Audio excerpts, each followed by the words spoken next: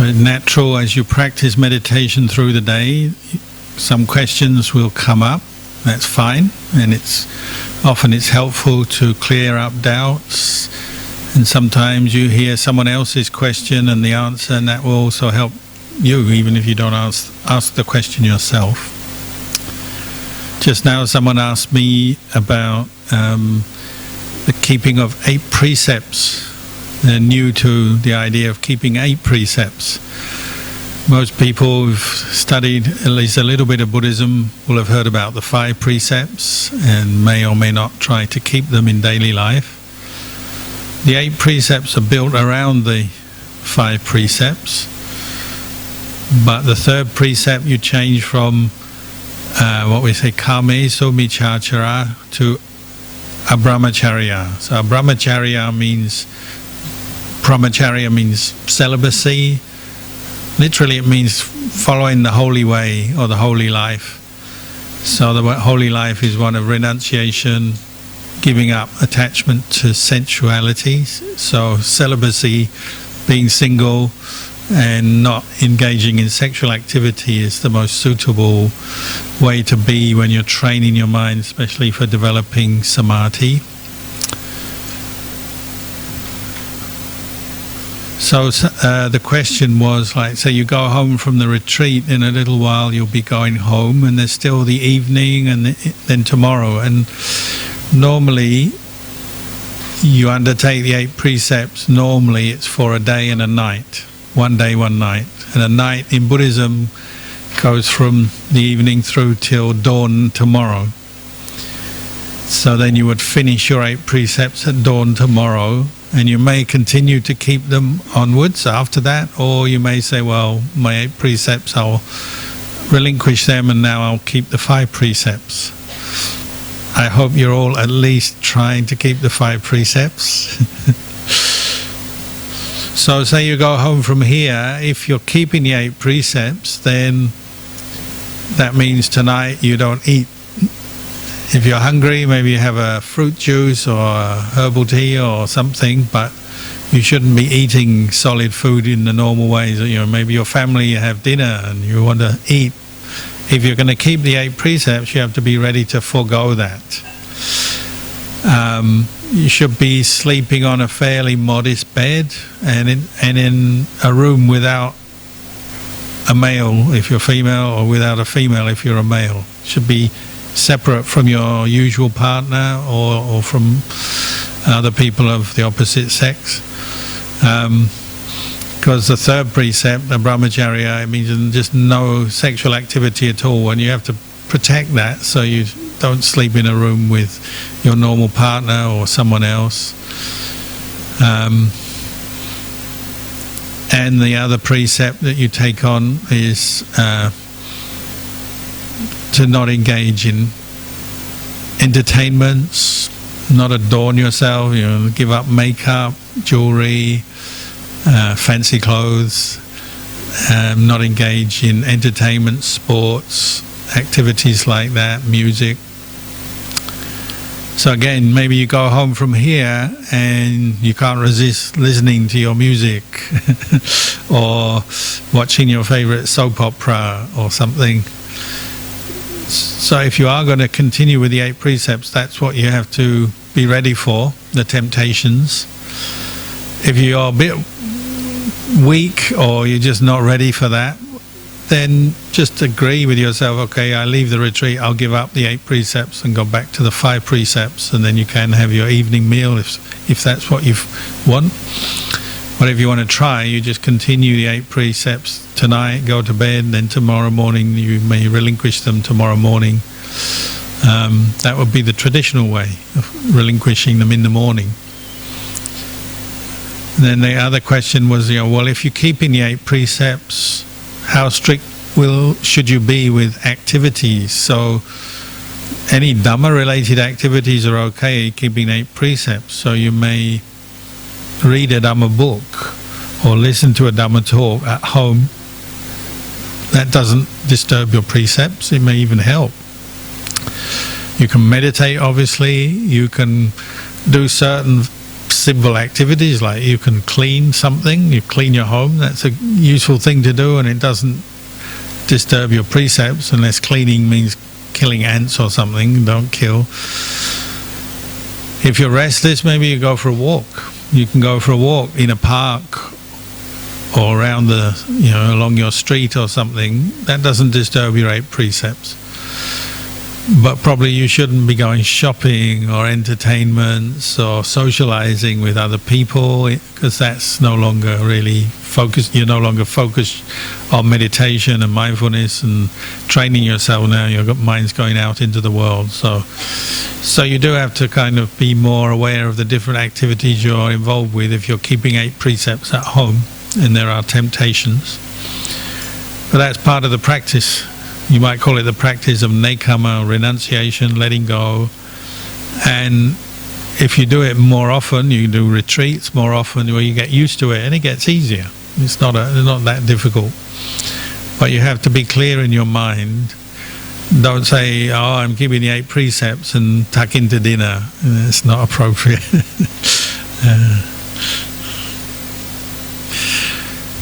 So we have a few questions. Could Luang Por kindly give us a quick recap on how to do metta meditation? Well, I was saying earlier, you're developing both the thought, may I be well, and then may others be well. And others can be a specific person or a group of people, or it could be everyone. Usually you start with yourself because you know yourself, and you have to develop some loving kindness for yourself first, because if you can't have goodwill for yourself as a human being, it's unlikely you're going to have true goodwill for another person. So it's a very cleansing, healing kind of practice, because we often have a lot of self-aversion, because we know all our faults, all our bad points. We can remember all the things we've done which weren't very good. So often we don't have so much metta for ourselves.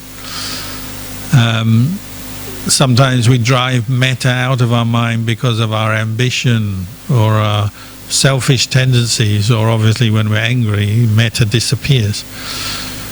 So we do need to develop it regularly, both as a preventative to stop you becoming angry, and also as a way to help ease you when you are angry, how to help you get back to metta and let go of the anger. We need to practice it regularly. Whether you're angry or not, you practice it in meditation, in speech, the way we talk to each other, communication, and in action. We put metta into action, so on the level of body, speech and mind. So you start with yourself first, to help heal your anger, your ill will, to help you not dwell in anger, meaning not get stuck in anger. Anger may arise. It arises often, doesn't it, in life? You get annoyed, you get irritated, but the important thing is not hold on to it. You let it go. So practicing metta, cultivating the quality of goodwill, will help you there. And that's a feeling. So I was saying earlier, a feeling in the center of your chest, maybe. Some people like to visualize it, so they develop like a light, a ball of light, golden light, white light maybe. Or you could have other colors if you're really into color. Some people like to have purple. And actually, metta, if you can see an aura of someone, it sometimes does come out in different colors. It can come out as a blue color or a purple color. But if you're not into visualization or light, or this may not sound very obvious to you, well, then just go more for the feeling. They say, the feeling you would have for a baby. If you are cradling a baby in your arm, how would you feel? Usually it's an automatic feeling of love flowing to that baby. But when you begin with yourself, it's flowing to yourself. You're just wishing yourself to be relaxed, well. You're recognizing your own innate humanness, all the good qualities. You're setting aside your dislike of yourself, your remembering of the faults and the bad things you've done. You're setting that aside. You're focusing on this good feeling. And you may recite something like, may I be well, or any of the words you want to recite. May I be enlightened, may I be free from suffering, may I develop wisdom, mindfulness. You've got a lot of things you can do. So a feeling that you keep developing, so you can maybe just go to that feeling, and then the thought, recitation, could be one word or it could be a phrase, and you do it until that's really clear to you and strong. And the next step is you think of others. So you may think of your family one by one, think of their face, their name. May mother be well, may father be well, may auntie, uncle, granny, children, and then you may go on to friends, work colleagues, then to more neutral people individuals but you don't feel much for or against. And we usually say, well, if you have done all that successfully, then maybe you end by thinking of anyone you're angry with. And that person you're angry with could be someone quite close to you. You've just become angry with them over some disagreement or argument. Or it could be someone further away from you, someone in your past, or someone living further away but they've hurt you, and you're still angry with them. So you bring them into your mind, you visualize them or say their name, you think of them. And if you've been developing your metta well, that's a strong feeling because of what you've been doing up to that point. It's not a big jump to now wish that person to be well the same. You wish them to be free from suffering, them to feel relaxed, happy, peaceful. Of course, because of the karma, if it's strong karma, you think of that person and you're about to say, may they be well, and then a voice goes, no. Finish.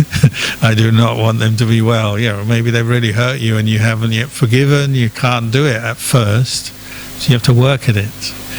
So metta is often a work in progress. You have metta up to a point and then you can't. Or you have metta sometimes and then other times you can't. You have to work until you have metta for all beings. So the simile is of like the sun comes out, it doesn't choose where it goes down on the world. It doesn't say, I'll be giving sun rays to this part or this person but not him. The sun doesn't choose, it just sends its light down to the world, or the moon would be the same. It doesn't choose, and that's what you're aiming for, one-pointed or samadhi, meaning metta in all directions to all beings, even the ones you don't like. So that includes creepy crawlies that you don't like, whatever animal you don't like. Most people don't like snakes, cockroaches, spiders. I regularly hear everyone's dislikes in the animal realm. So you sort of have this top 10 animals that human beings don't like. So I hear this, I feel sorry for them. It's like, oh, nobody likes you. I'm sorry. I just feel natural compassion now because I've heard it so many times. But there may be a certain animal you don't like, obviously people you don't like, maybe other things. Like most people, they often feel, I don't like ghosts, I don't want ghosts, I'm afraid of ghosts, or I hate ghosts, don't talk about ghosts. Maybe you have some ghost phobia or anti-ghost thoughts. Maybe you should try spreading metta to the ghosts. Then people say, oh, but if you have metta for ghosts, then the ghosts will come and bother you and they'll turn up. I don't think that will really happen. But if it did, the best thing is to have metta for them, and then they'll go away. They're not going to bother you if you're kind to them. It's when you're angry for things and you hold on to the anger is when you have trouble, isn't it? If you're angry with someone and you think of them with anger, you look at them, your face shows anger, and you're thinking angry thoughts and you're tense, they feel that, don't they? And then they start looking at you with anger because you're angry with them, they get angry with you, maybe your words are angry, their words are angry, back and forth. When you give up your anger, then you can just kind of quietly go through life, can't you? Nobody thinks too much about you, nobody bothers you when you're not angry. But once you get angry, it's like that's another kind of attachment. It's a form of magnetic force, even though it would seem strange that anger is magnetic, but it does. It pulls you towards someone because of the anger, and it can even lead you into next life, into anger in the next life. Some people start their life as a baby, they're starting at a loss. It's like doing business and you're already starting in debt. Hard work, isn't it? You've got to get out of debt, get out of the loss. It's because they're carrying over anger from last life. And if you really don't forgive, don't let go, it becomes, revenge, vendetta, I'm going to get you. And, sometimes we curse people when we're really angry. I'm going to follow you every life, and I'm going to curse you, and I'm going to get you. And that negative energy is going with you when you die. The Buddha talks about this all the time, Jataka stories. Modern day era monks I know who've got recollection of past lives, they quite often talk about, they've been angry with each other for a few lifetimes now. Love is the same. Love pulls us together, but anger pulls us together. And it's something better to resolve it now with metta than leave it. The modern word is toxic, isn't it? You leave it toxic, kind of bubbling away in your consciousness, always thinking negative thoughts, grumbling away. Maybe you just see the person you don't like and straight away you're angry, and they haven't done anything yet. It's like, what did I do? The person you don't like, you're angry with, they walk into the room and straight away do not want to see them, do not want to talk to them, get them out of here. That's what strong anger does, doesn't it? So it's a good preventative. It's worthwhile investing time in doing this practice, getting familiar with the thought of metta, the feeling of metta, acting in metta, helping people, being kind, speaking in metta. Do it until it's just second nature. It doesn't mean to say you have to help people all the time, but it just means it's an attitude that you have there in your heart, and if there's a need to help someone, you do. And actually, there's a lot of metta in the world. You don't hear about it always, because generally we hear about the bad things first, don't you? Bad news travels fast. So when people are cruel to each other, you hear about that. But actually people are quite kind to each other a lot of the time. It's just you don't notice it. It's not newsworthy. But when it is, it's quite endearing. The very first bit of news I heard in Australia when I moved there from Thailand was a wombat. Do you know the wombat? It's like a koala bear, but it lives in a hole in the ground.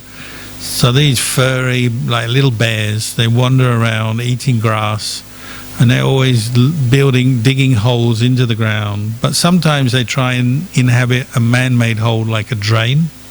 If you have a drain, a roadside drain or some kind of drain, they like to go in there.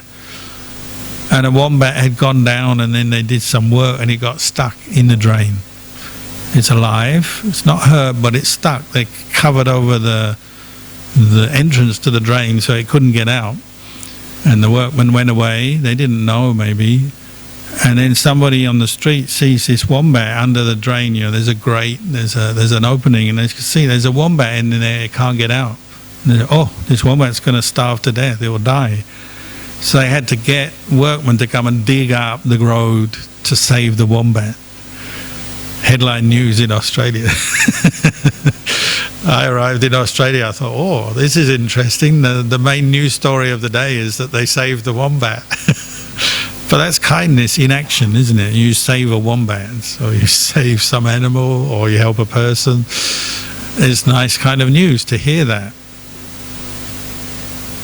But there's a lot of that going on in the world. It's just not acknowledged because it's normal, isn't it? Human beings are always helping each other, actually. In the family is obvious. You do things for each other, you feed each other, help each other. At work, you often do favors for each other. At school or wherever you are, doing favors, helping people, being kind, and to strangers as well. You do it. Why do we do it? Because it makes us feel happy, and it makes them feel happy. It makes the world a better place. Literally, in that moment, the world improves. So the more metta people put into action, the better the world will be. It's the answer to the world's problems. It's just most people don't realize it. So it's something to be practiced. It's not just a belief or an idea. It's something you put into practice. And the more you do it, the easier, the more natural it becomes. And if you meditate on it, it will become a strong kind of mental state that maybe is very powerful. So you meet some of these old monks who practiced all their life and they developed samadhi, and you kind of walk into their presence and you feel the metta. Maybe you got a monk sitting here and you walk in, 20 meters away, already you feel a wave of good energy. I've done that many times. Every time I go to Ajahn Chah's monastery, it's like, a wave of metta. Or I used to go and see Ajahn Mahabua, a wave of metta when you see them. Lumpur Te, Lumpur Buddhadasa, many great teachers I used to go and see. Before you even talk to them, you already feel the metta. Because their mind is just like solid ball of metta. They've just done it a lot, they practiced it a lot. No anger. So keep at it, keep working at it.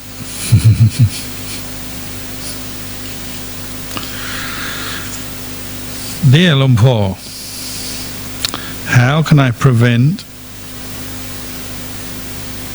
unwholesome thoughts from taking over most of the time? Be mindful. On your guard. The Buddha compared mindfulness to the gatekeeper checking who's coming in and out of the city. In the old days, cities have a wall around them, one gate. There's a guy standing there, and anyone comes to the gate and is a bit suspicious. Maybe this guy is up to no good, he's coming to steal or cause trouble. Maybe they say, wait, I'm going to check with the boss whether you can come in. And if the boss says, no, we don't trust this guy, and you say, on your way, have to go. And that's what mindfulness does. It helps you choose. If you are thinking, you're caught into a negative way of thinking, you're a bit too selfish and greedy, worried, angry, jealous. There's a variety of unwholesome thoughts we experience. It's not all one thing, it'll be many things. But when they come up, what your job is to try and establish metta, awareness, to know what's going on in your own mind. I mean, if you can't do it, who's going to do it? No one else is going to do it. You've got to know your own mind, and you say, maybe I'm just thinking too many negative thoughts here about this issue. I am getting angry, or I'm just too worried and stressed. So as you become more mindful, you turn your attention back on yourself, or you establish the mental mirror of mindfulness, reflecting back on yourself. This is something that's causing me stress, I should let it go. There's many techniques for letting go. You need wisdom, patience, effort. There's many qualities you need to develop, and some insight and understanding. But the first thing is to recognize what is the problem. I'm holding on to my anger.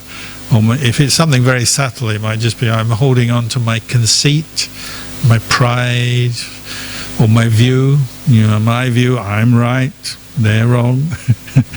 And you hold on so tightly, you argue. You have problems.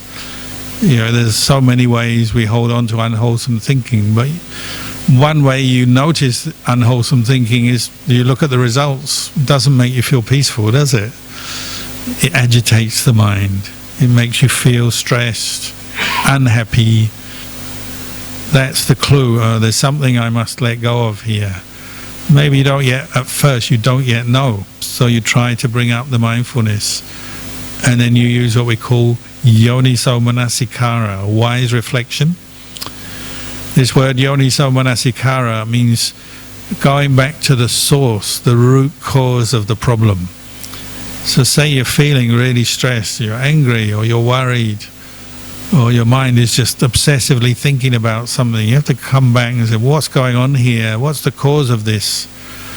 And maybe you're just holding too tightly to some opinion, or there's some desire that you've really identified with. I need to get this thing, then I'll be happy.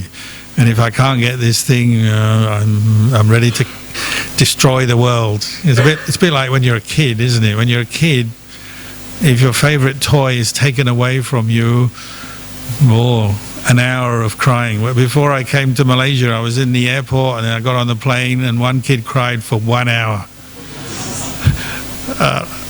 I wanted to tell the mum, I said, just give him everything, whatever he wants, just give it to him. There must have been something missing there, but that's what kids do. But really adults do it the same, it's just we're a bit more subtle about it, because you can't cry like a kid when you're 30 years old, so you sort of complain and you're thinking the thought, you're still a kid inside, but you're trying to pretend to be an adult. So you complain and you grumble and you want something, or you want to get rid of something you don't like, there's something you do like, you want, but there'll be suffering. And that's the clue. Establish mindfulness, see where I need to change my way of thinking. So maybe you just have to accept, maybe the thing you want you can't have, or it's not permanent, you get it but it doesn't last. You have to introduce some wisdom into your thinking, and this will help remove the suffering in that situation. Sometimes you just accept things. Oh, it's just the way it is. So we use that a lot in Buddhism. We say, it's just the way it is, or it's just like that. It can be very frustrating when you are lying on your bed with intense pain and you're ill, and the teacher comes in and says, it's just the way it is. It's true, but it's hard work, isn't it? Sometimes the truth is hard to take. But you've got to learn this, how to accept. Sometimes that's just the way it is. Things don't go the way you want. You don't get what you want. Life is unpredictable. Much of the time you just have to accept things. If you can't change it, just accept it. I'm not saying there's nothing you can do in life. You can change some things, of course, but if something's happened, it's already happened, you have to accept it, however hard it is. The obvious one might be the death of a loved one. Ultimately it's just the way it is. We all die. We don't want our loved ones to die, but it happens, because we all die. So you've got to bring your mind to accept it, don't you? Then you can be peaceful with it. You don't like it, but you can be peaceful. But if you can't accept it, you keep suffering. So establish mindfulness, then introduce some wisdom into your thinking, and this will help free you from unwholesome thoughts.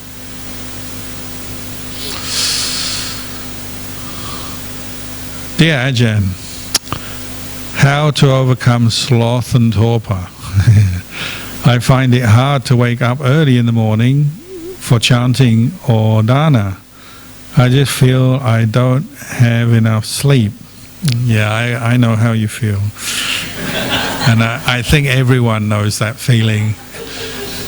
But maybe there's something there telling you something. You never feel like you have enough sleep. Even when you get too much sleep, you never feel like you have enough sleep, because it's craving, isn't it? Of course we need sleep. It's very healthy to sleep a reasonable amount of time. It's good for our health, good for our brain. So the Buddha didn't say don't sleep. What he said was be careful not to indulge in sleep, because it can become like an escape, an attachment, or you become prey to this feeling it's not enough. And so you could get up, but you keep clinging to your pillow and just trying to get a little bit more, because you think somehow this is going to be good for you and you enjoy it. But you'll never feel satisfied that way. It's like your favorite food, you eat it, you'll never feel full. You always want a little bit more. And you just have to say, no, enough. Enough sleep, enough food, enough of this, enough of that. You have to learn how to say it's enough to yourself. So with sleep, you say enough, you get up.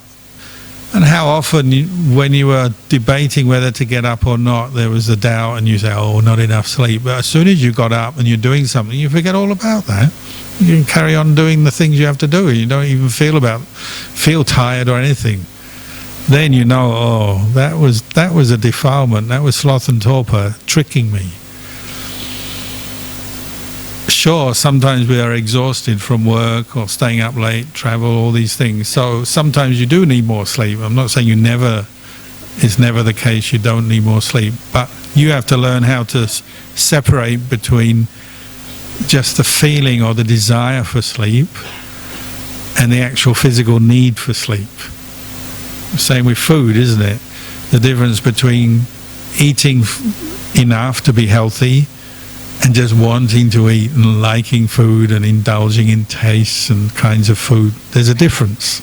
So you're learning that, and meditation, mindfulness practice helps you see the difference in many things in life, to see what you really need and what's helpful for you, and where you go beyond that and it's just desire, craving. So this desire for sleep will come up as you meditate, and you're sitting there and your body relaxes, your mind is fairly still because you're not doing a lot other than sitting, watching your breath maybe.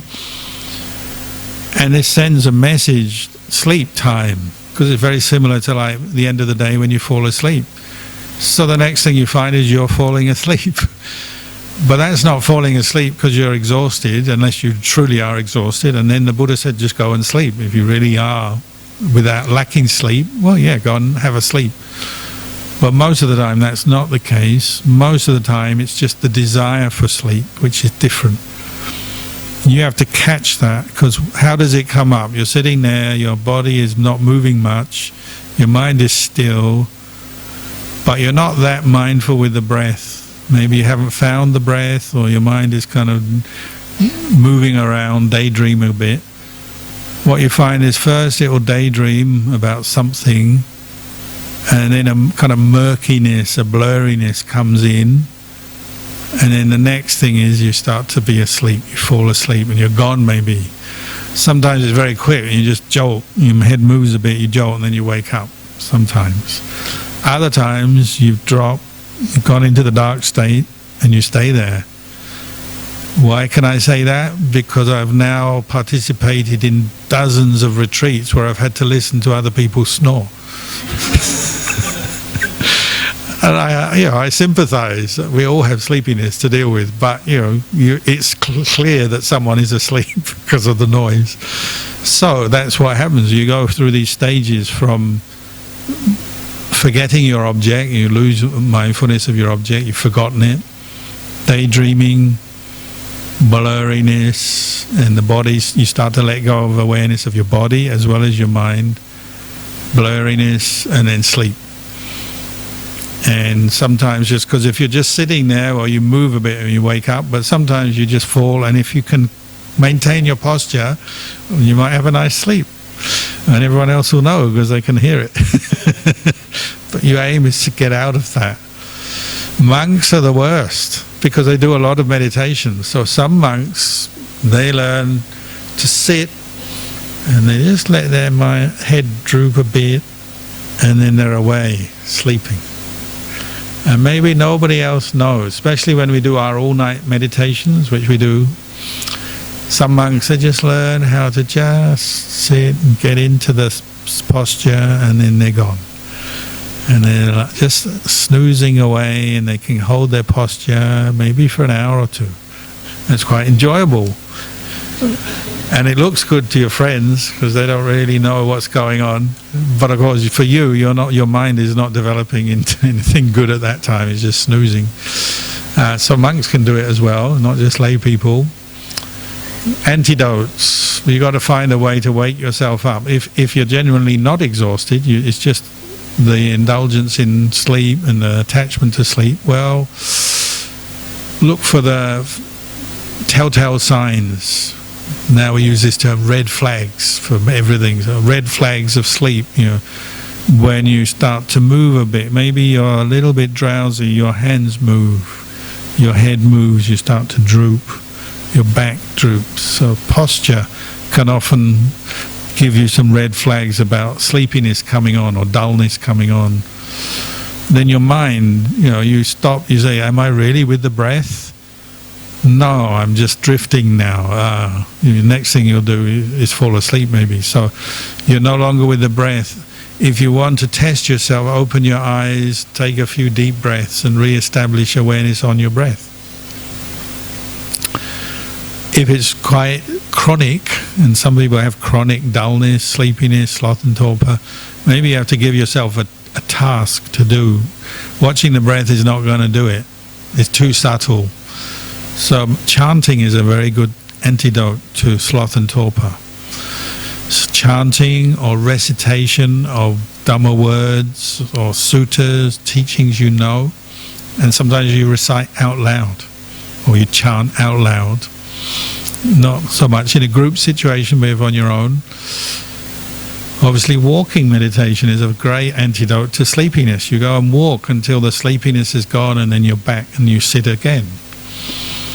Or you focus on a light. So if it's daytime, just maybe the light coming in through the window is enough. You keep your eyes open for a while. Don't close your eyes when you're dull or in sloth and torpor. Or if it's at night, you light a candle and watch the candle. Ajahn Chah said, watch it until you can remember the flame. You close your eyes and you remember the flame.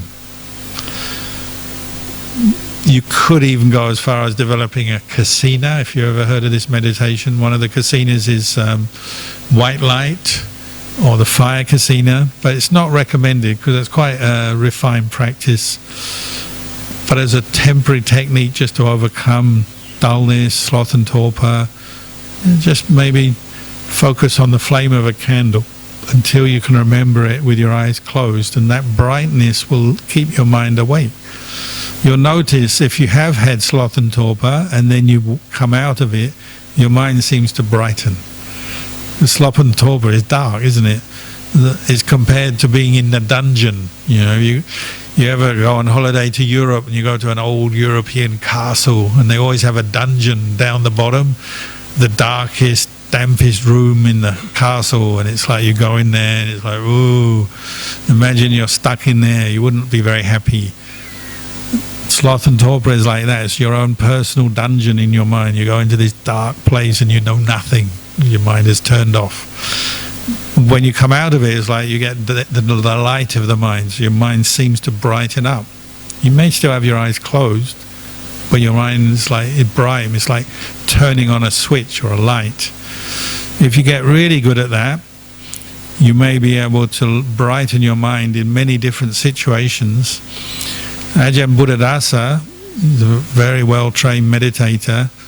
He used to develop this light kasina, and he said it would stop him having trouble with sleepiness, and his mind became so bright that he could walk around his monastery in the forest at night without a torch.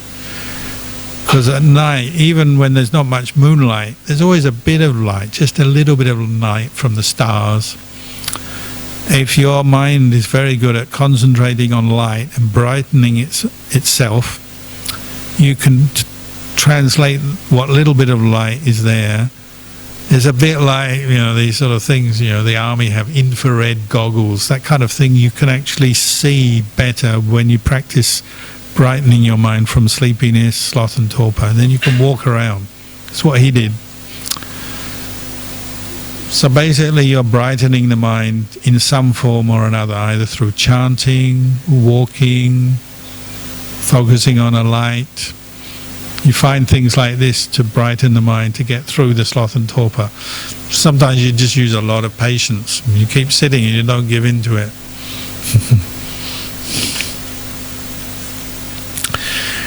Dear Lumpur, can you elaborate on the benefit of piti?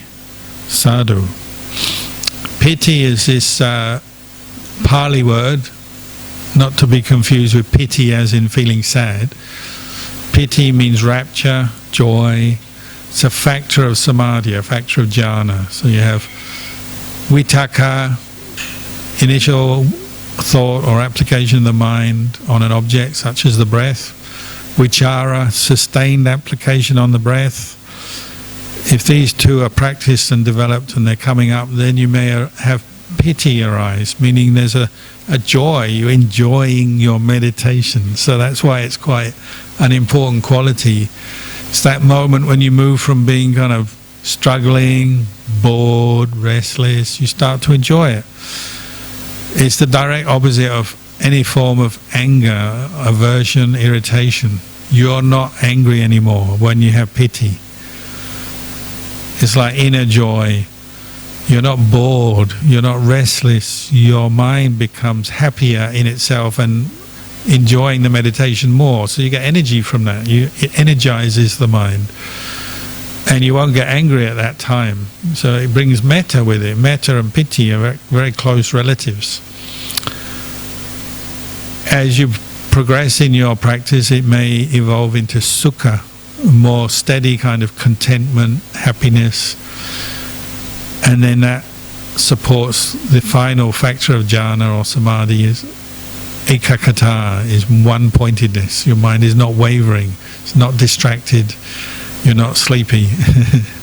You're one-pointed, unshakable one-pointedness for a while at least.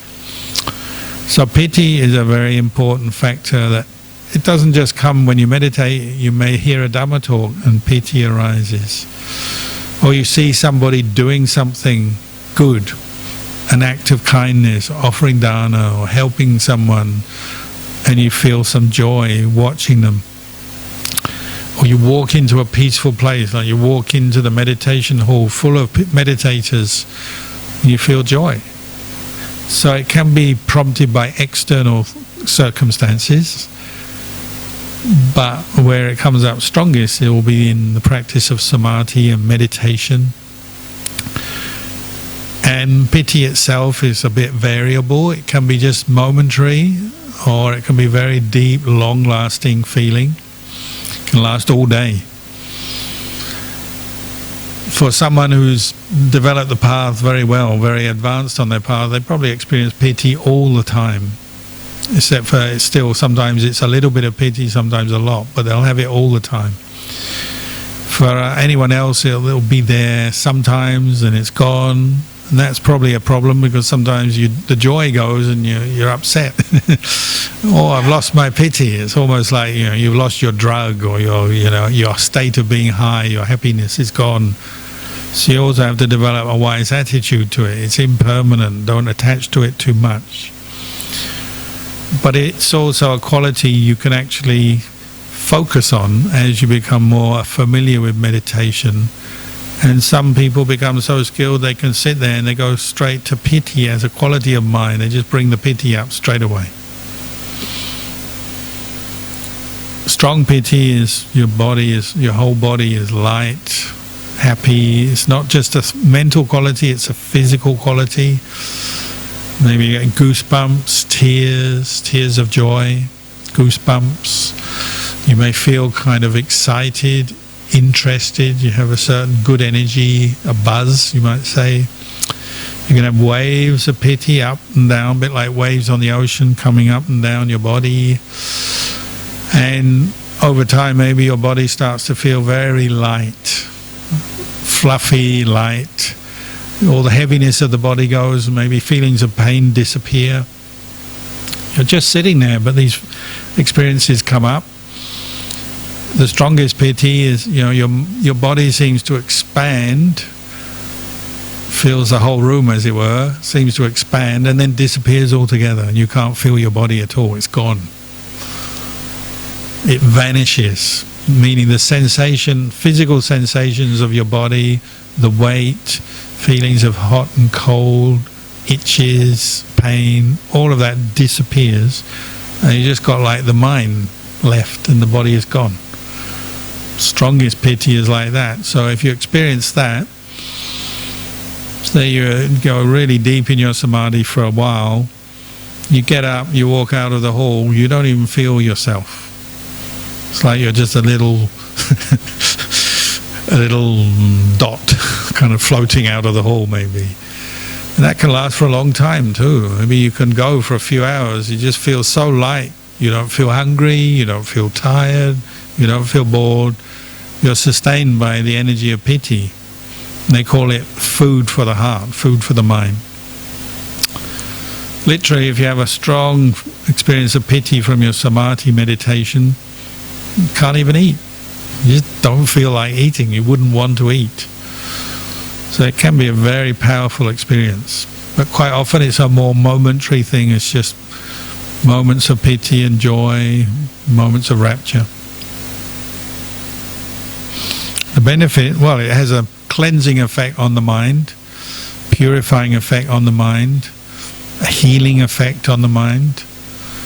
and it can help your general health and well-being, the health of the body, the recovery from injury, from illness, help the mind recovery from shock and trauma and strong emotions that have been full of suffering. So it's a very good quality. I remember one time I had been ill.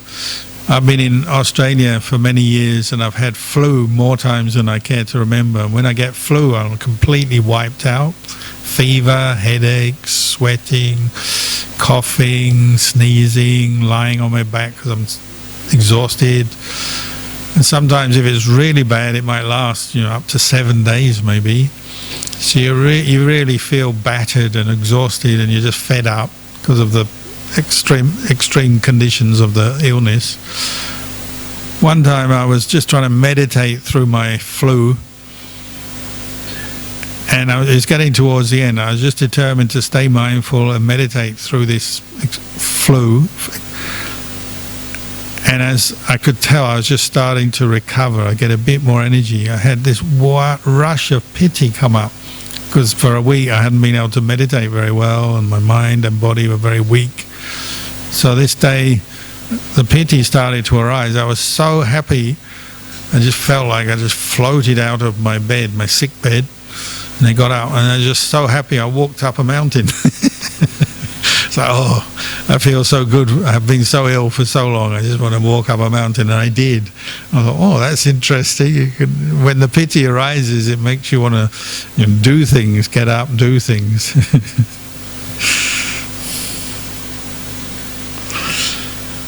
Question: will sending metta be effective for the below? 1, parents. Yep. What's the opposite of metta? Anger, hatred. You send that to your parents, trouble for sure. Don't send anger to your parents, send metta. Speak to them nicely, do things for them, help them. If you're not with them, at least have a few kind thoughts for them. The metta will definitely help. It's a good quality, and it's very good for parents. Deceased relatives. Well, usually we turn our metta into action, skillful action, what we call merit, acts of dana and generosity, keeping precepts, meditating, coming on a retreat maybe, listening to Dhamma, and then you dedicate the merit of whatever the good action is to the deceased relative. Really it is coming from metta. You're caring for them, you wish them well, but it's not so much direct thought or words. It's doing something and then dedicating that action to them. It's just a slight tweak of what's going on there. So, the most obvious one is we do acts of dana for our deceased relatives. We say, I offer these robes or this food or this donation for so-and-so. And you may do it many times, and you may do different kinds of dana, but you do an act of charity and you dedicate it to your deceased relatives. So it's coming from metta, but it's just a slightly different way of using metta. Will sending metta to devas be effective? Yep, devas love metta. Always don't forget the devas. When you send your metta, like here, may everyone in this hall be well and happy, and the devas. Otherwise you have a lot of grumpy devas. They're forgetting about us again. It's a bit like parents and kids, isn't it? Your parents sacrifice so much for the kids, and once a year the kids say thank you, and then off they go, and then 6 months later mum and dad have they forgotten us? So devas, never forget the devas, because the devas protect us and help us as well. So whatever way you look at it, it's probably a good idea to always include the devas in your thinking. May they be well, may they share in the goodness of what we're doing here today, may the devas benefit. Devas like to give anumodana, they show their appreciation for the good that humans are doing. But maybe you don't think of them, so they don't think of you, and that's not good. So just share your merits, or send your metta to the devas, and then they'll come along and give their anumodana. Wife, husband, children, definitely. Have metta for your wife, husband and children. The alternative is anger. No way. Sure, sometimes we get angry with our wife, husband, children, but don't dwell on it. Let it go as quick as you can, because that anger is toxic. And if you develop metta for your family members, it can save the day, can't it? If a parent, particularly a parent, has metta for their kid, maybe something's going wrong with their kid and they'll know first. Because of their metta, it makes your mind more sensitive and you pick up on the suffering of your child before a word is being said, or you might not even see them, you just feel it, you sense it. If you meditate more, you might notice this. Sometimes you just feel something is not right. Then you investigate, you ring them up, you talk to them, you visit them, okay, you find out more what's going on. But often it's just a feeling, and if you practice a lot of metta, you'll get that feeling. You may even, if you become more skilled, you know exactly what's going on. Example, when I was a young monk, I lived with another monk in a little hermitage on the Laotian border, very quiet place, very good for meditation, and we lived very simply, very poor place, and every day we meditated and we looked after the little hermitage. And one day my friend, who was a little bit more senior as a monk to me, I found him after the meal. He'd packed his monk's bowl and his robes and he was leaving the monastery. He's walking. In those days there were no cars. If you want to go somewhere, you just walk. So he's walking out the gate. I said, "Where are you going?" He said, "I've got to visit home." I said, "Why?" He said, "My daughter," because he had previously been married, he had a little baby daughter. "My daughter is sick, I've got to go and help her." I said, "How do you know she is sick?" Because we don't, in those days, there's no telephone, no internet, no nothing. How do you know she's sick? "Oh, I meditated, I just know she's sick, I got to help her." Okay, so I trusted his insight. He walked home, he had to walk about 5 kilometers to his home village. He got there, she was on her deathbed. She was dying, she was a little baby, like 2 years old, and they had to rush her to hospital, and I don't think his wife was very well able to do that, so he arranged everything, got the baby to the doctor, got the medicine, got the care, made sure baby was all right, cared for, got back home, baby is fine, then he returned to the monastery. It took a few days. All that was done without a word being said, no phone calls, nothing. He's just meditating, you know, I've got to go and help my baby. That's metta in practice. When you meditate, you become much more sensitive. Animals are often sharper than us, aren't they? You have a dog, and you're in a grumpy mood or you're very sad, the next thing you'll notice is your dog is sticking his nose in your waist and sort of go, "Oh, what's up, can I help you?" And it's like, how did he know? How did she know? Animals are very smart. They're very quick to know your mood, quicker than a human, because humans think too much. So you're sitting there suffering and your partner is, you know, "What should we have for dinner tonight?" You know, they don't notice so quickly because they're just thinking and thinking and thinking. But when you practice a bit of samadhi and meditation, you practice the metta, then you may start picking up on things, maybe.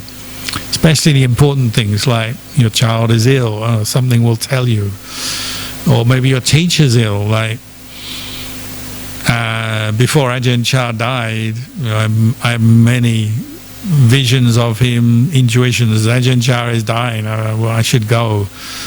And other monks, senior monks who maybe were dying or very ill, quite often I'd meditate, "Oh, somebody's in trouble, let's go," and you go and visit them. Quite common for meditators, whether it's monks or, you know, lay meditators as well. You just become much more sensitive through the practice of metta. Oh, haven't even finished the list. Should we have metta for our enemies? Yes, but just go slow, because it's hard work, and you know, do a little bit and then you rest and then do a little bit more. Because what happens is, if your metta is not well developed and you think of your enemy, you sort of and then you're angry again. Sometimes it's very quick. You think of your enemy and straight away you're angry. You're like, oh, no, not tonight, not tonight. Can't do it.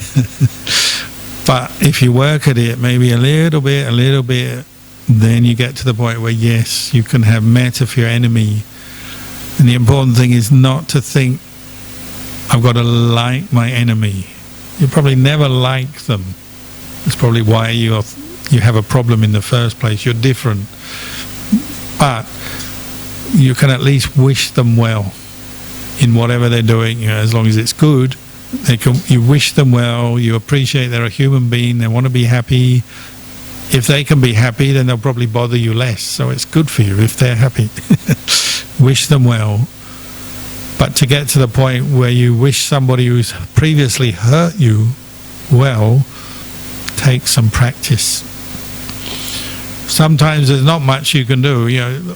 People often jump, they make a leap, they say, I'm going to spread metta so my enemy stops bullying me. That's a big leap. You can't just stop someone who bullies you just like, you have a few thoughts of metta and then hope it all goes away. That's very unlikely. But you can clear up your own anger so you're more calm, patient with the situation, and then start with the metta, but don't expect too much or too quick.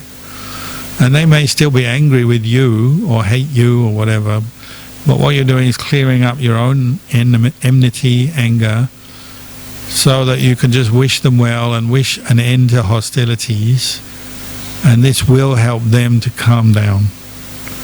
But it may take time, and your job is not to fix them. That's their job. Your job is to fix yourself, so you're not holding on to your angry thoughts anymore. You've let them go. People often misunderstand this. They've still got anger and they want to spread metta and make that person stop bullying them. They're expecting too much too quickly.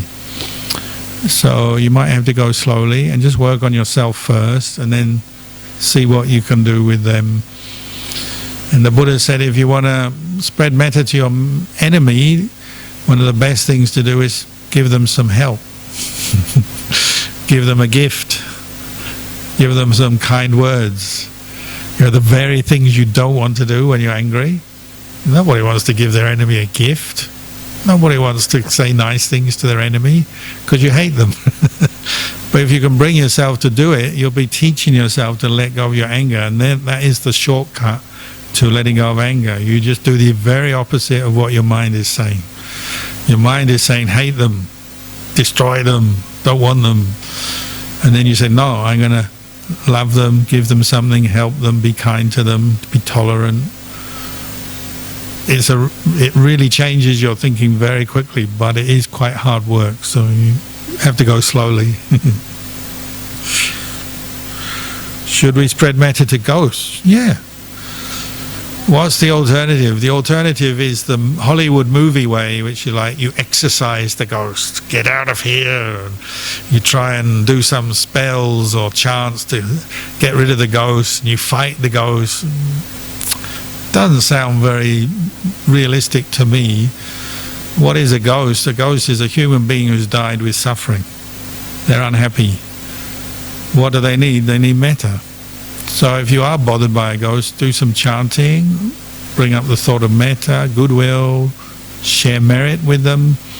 Usually they stop bothering you. But if you meet a ghost and you're angry, get out of here, well, probably they'll bother you twice as much. That's my experience. And you don't have to be Buddhist to be kind to a ghost. Many times Westerners who are non-Buddhist, but they've come to me and they say, I got this problem, I keep seeing a ghost in my house. It's always in the bedroom in the night, 1 a.m. And it always seems to be the same. And they say, 1 a.m. every night I see this person walking through the bedroom. So yeah, maybe somebody died in that place before, we don't know, but maybe they did. Maybe they're floating around and somebody's picking up on them, because when you're asleep, you're half awake, half asleep, you see things. And they say, what can I do? I say, well, if you can, chant the Metta Sutta is a good one. Or just wish them well, share the merits of your life with them. May they be at peace, may they share in the merits of whatever good things you do, may they receive the merit. or chant for them, or just recite something that calms you down, and then you send your kind thoughts to the ghost. Nearly every time it works. They come back and say, end the problem. And you can get ghosts anywhere, not just in the forest, in the city you get them, in the poor people's house, in the rich people's house, in the shopping mall, anywhere. The ghosts are around. But metta and sharing merit, dedicating merit, seems to work well. Last one, animal. Well, you ask any animal, they don't talk, but you ask an animal, you display metta to any animal, they like it. You show anger to any animal, they don't like it. So Malini was saying, two dogs fighting, you try and separate them, they start biting you because they're so angry. So sometimes you have to be smart how you show your metta with an animal, because they don't understand human beings, do they? So like in Australia, we often, because we're in the forest, you get a bird has dropped out of a tree or been hurt by another bird or hit something or a car or something, and then they're sitting there dazed, shocked. What we usually do is get a box or a blanket and you put them in the box or put the blanket there and you leave them to recover. You have to find the right way to do it, because if you go and cuddling them, oh, metta, they get really upset. And I've seen birds die of shock because they've been cuddled. It's not the right thing to do with wild animals. Quite often they don't like it. Or last year we had a baby kangaroo. He's been chased by a fox. Mum got away, but the baby fell in the pond. So the baby is drowning, and it was freezing. It was in the morning. So one of the monks, hero, straight down in the water, picked baby kangaroo up. Baby kangaroo really hated it, being picked up by a nasty human being. Picked up baby kangaroo, is all wet and cold, but he agreed for the monk to hold it because it was dying. He brings it up, so we put him in a big trash bin to protect him from the fox, and we put a blanket there and we kept our eyes on it, but we didn't touch it. And when it seemed stronger, we tipped the bin and let it come out, and it just sat there, and it was kind of dried down. But once it got stronger, it didn't want you anywhere near it. And I went in, I wanted to see if it was strong again, so I went, how are you? And he bit me. I said, oh, you're okay, okay. So metta, you have to kind of think how to display metta. Maybe food and water is good, but touching, unless it's a domestic animal like your pet animal, wild animals, they don't like to be touched most of the time. Of course there are some that do, but most of them don't. So metta, you have to see what the best way to show your metta is. But a lot of metta is simply leaving things alone, isn't it? You just leave them alone, give them some security, some safety, but don't bother them too much. And then they'll be fine. Animals like metta just as humans do. Oh, time is getting on. We've got more questions. Are you happy to carry on? Okay. Ajahn, I have a very demanding project. I have a lot of planning to do. Ooh. How do I stop this? My planning, ruminating, my thoughts. That it's affecting my sleep. Yeah, that's a sign of over-attachment, overthinking, or like you say, ruminating. Ruminating comes from animals that eat grass, and they have two stomachs, and they put it in their one stomach, half digested, and then later on when they're a bit bored, they bring it up and they carry on chewing to digest it a second time. It's like a second free meal. They love it. Humans are the same, but we do it with our thoughts, our worries, our planning. Except for humans, they don't ruminate very well. It keeps them awake at night, makes them feel stressed, worried, and it gets worse. And you can't sleep, and then you worry because you can't sleep, and then you worry because you're worrying about you can't sleep, and you worry about being worried, and you're worrying about you being worried, and on it goes. And some people can't sleep the whole night sometimes. That's what worry does to us. Anxiety about planning, things we've got to do. It makes your motor neurons and your brain cells fire, and you kind of keep firing, and you keep thinking about stuff to the point you keep waking yourself up. It's not very healthy.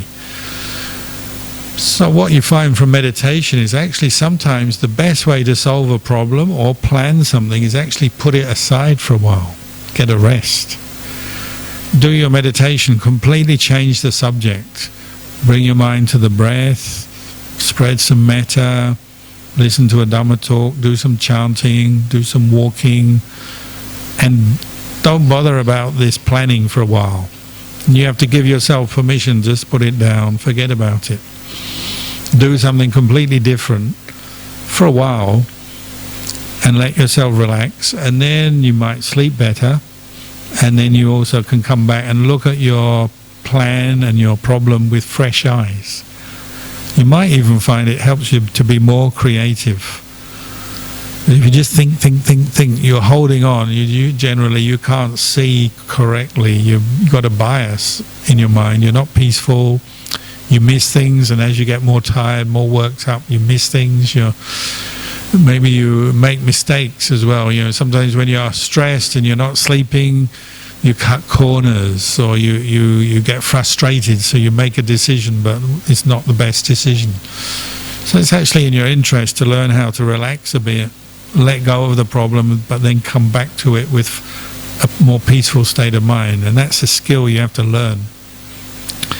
What you find is when you are peaceful, you put the whole thing down, then you can really see it from many angles, or you see the big picture, the little picture, the details, but the big picture as well.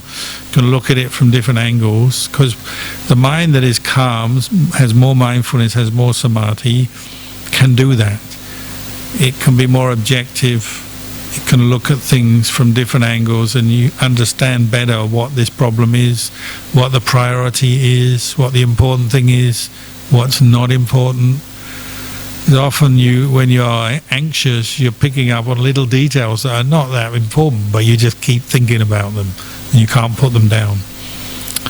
So monks learn this, like many monks actually become really skilled in all kinds of branches of knowledge and activity that they're not trained in, but they train their mind how to be mindful, how to put things down, but then pick up as an object of mindfulness, which is different than just thinking.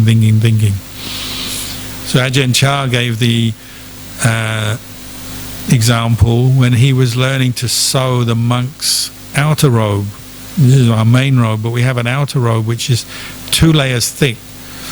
It's quite difficult to sew, because if you ever sewed 2 layers together of a big sheet, it's like a sheet, a bed sheet, but there's a pattern to it, a crisscross pattern, and you're joining bits of cloth together. So if you join 2 pieces, a 2-layered piece of cloth to another 2-layered piece of cloth, that's 4 layers have to intersect and join.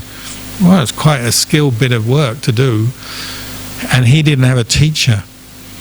So he said he had to work it out in his meditation. So he wasn't just sitting there worrying. He just calmed his mind, and then he kind of brought up a picture of, you got to fold that there, and then do that there, and you add that there, and you do that there. And he kind of did it all in his mind, and then he sewed his robe, and he sewed very well. Or his student, Ajahn Liam, Lumpur Liam, who's still alive, he's in Thailand.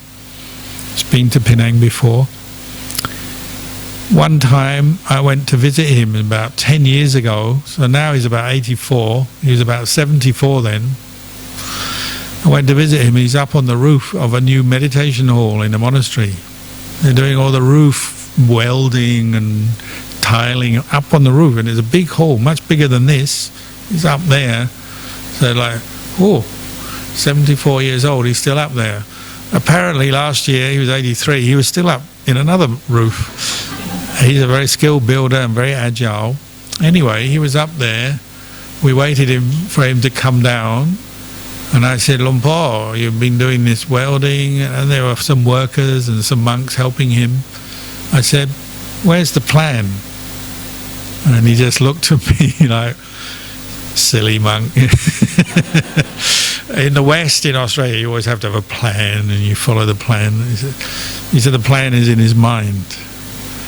He holds the plan in his mind, the figures, the amounts, the distances, the techniques, what goes where.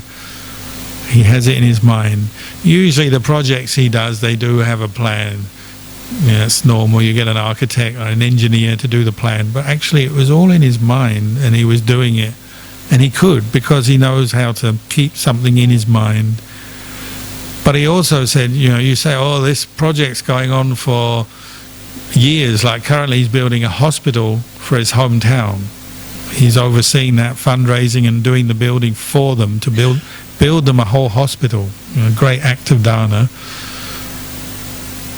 He has to keep that in his mind, but he doesn't want to be stressed about it because he's a good monk, he's a meditator. So somebody asks him, oh, Luang Por, your hospital is not finished. When's it going to be finished? He said, it's finished every night. Every evening I stop work, it's finished. And he goes away and that's it. He doesn't have to think about it. No point. He doesn't lie awake at night worrying about tomorrow's work and the plans and all that. He's learned out of mindfulness to put things down. That's the freedom you get from practicing mindfulness. You can choose how to think, what to think about, what to keep in your mind, what to let go. It's not compulsive like most people. They're like, got to think about it, and then they can't sleep. It's different. So he's learned that. He's a good example of that. But often people don't appreciate this because you can't see inside someone's mind, can you? So you have to live with them, really get to know them before you understand this. But it's true, humans can learn this, so you can learn this as well.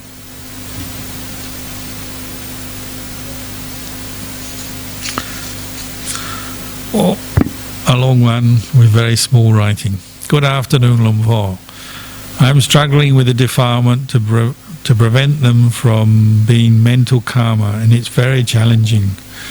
When I am very mindful, I exercise sense restraint, but sometimes mindfulness is weak.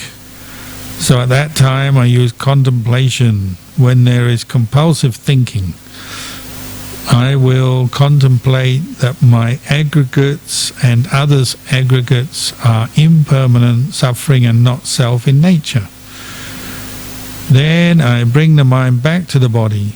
May Luang Por provide me guidance. You're doing it. You got it. Just keep doing it. Sounds like you understand very well. That's what defilements do. They're trouble. They're troublemakers. So if you give in to them, you're in trouble. You suffer. Your mind is not peaceful when you're greedy, angry, selfish, worried, sleepy, jealous. There's many kinds of defilements, but they all make trouble for your mind. You take away your peace, your happiness, confuse you, make you make poor decisions, make you hurt yourself, hurt other people. Bad news. But good news is we have the opposite of defilements, the Dhamma. We have, like you say, restraint. That's the first area of practice, restraint of body and speech. We call that sila, or morality. So sometimes you're angry inside, or you're very greedy or lustful inside, but you don't have to act on it. You just know, at the moment I'm angry. But you don't say anything, you don't do anything. You just restrain yourself. You stop hurting yourself or others in that situation. But that's not enough, is it? You also have to develop more mindfulness and insight. Like you say, these defilements, the reason you can let them go is because they're impermanent and they're not self. They're not fixed. And that's an insight where you are, say you are worried about something. Maybe because you've seen it before. These worries, they arise, they pass away. They're not fixed. They're not always there in the mind. You're not always angry. You're not always worried. They come and go. The reason they come into the mind is because you lose your awareness, you get deluded, and you start thinking in that way. But if you're more mindful and you're reflective, well, you can stop them coming in, or if they've arisen, you can let them go. And you can do that because they are impermanent and they're not self. They're not you. They're not a person. Defilements are just kind of one thing that happens in the world, but they don't actually belong to anyone. And if you have enough mindfulness, you'll see that. You can let it go. You don't have to be angry. Just come back to the awareness of the mind as I'm not holding on to these angry thoughts. I'm not holding on to these worries. I'm going to let them go. And you stay with the mindfulness, the awareness more and more, and you let the defilement go more and more, and then you understand, I'm not going to follow defilements anymore. When your practice is strong, you can see that, you can do that. Sometimes it's hard, I know, but we have to keep working at it.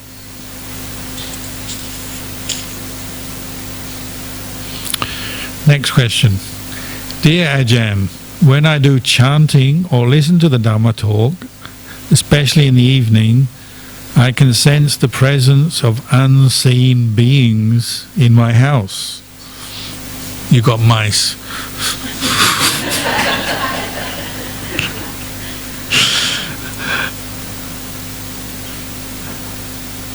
I share merits with them, but more and more they keep coming. I told you, you got mice. What should I do? If you have this experience and you feel like they keep coming more and more, just ignore them. Ignore them, because it's probably your mind is giving too much importance to these presences that you feel are there. The purpose of your practice is not to be endlessly sharing merit with the ghosts and beings that may or may not be there. You're focused on Buddha, Dhamma, Sangha, developing your sila, your mindfulness, your samadhi, your insight. That's your focus. So like I say, it could be mice or it could be a ghost. In the end, same thing. You don't need to spend too much time thinking about this stuff. They're not the focus of your practice. If you got mice, then find a trap, the humane trap, the little one with the door, catch it and take it out. Bodhi Monastery in Adelaide, one of our monasteries there, they have lots of mice. It's just that area where they seem to have a lot of them. But the monks are very good. They have these little traps with the door. They catch them, take them out in the morning, and you have to go at least 2 kilometers, otherwise they'll come back. And you keep doing that. You don't make a big deal out of it. You just do it, and it's fine. Ghosts, much the same thing. Maybe there's a ghost there. Maybe it's just the wind. Who knows? So don't think too much about it. Yeah, you can dedicate your merits, but don't think too much about it, because the more you think about it, the more you'll interpret everything as ghosts and think, it becomes a problem, doesn't it? So whether it's mice or ghosts, just get on with your practice. Try not to give it too much importance in your mind. So that was the last question.